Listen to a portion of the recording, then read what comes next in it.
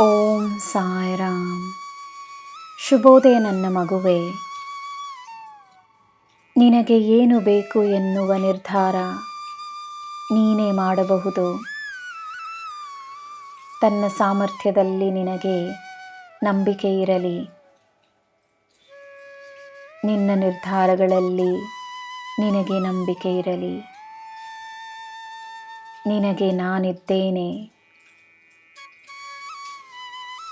ನಿನ್ನ ಕರ್ತವ್ಯಗಳು, ನಿನಗೆ ಸಿಕ್ಕಿರುವ ಆಶೀರ್ವಾದಗಳು ನಿನಗೆ ಒಳ್ಳೆಯದೇ ಆಗುತ್ತದೆ.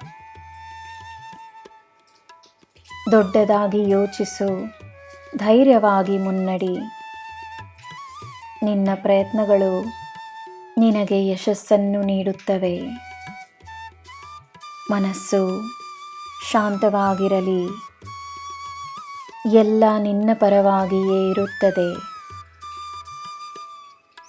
ನಿನ್ನ ದಿನ ಶುಭವಾಗಿರಲಿ. ಸರ್ವಂ ಸಾಯಿಮಯಂ. ಜೈ ಸಾಯಿರಾಮ್.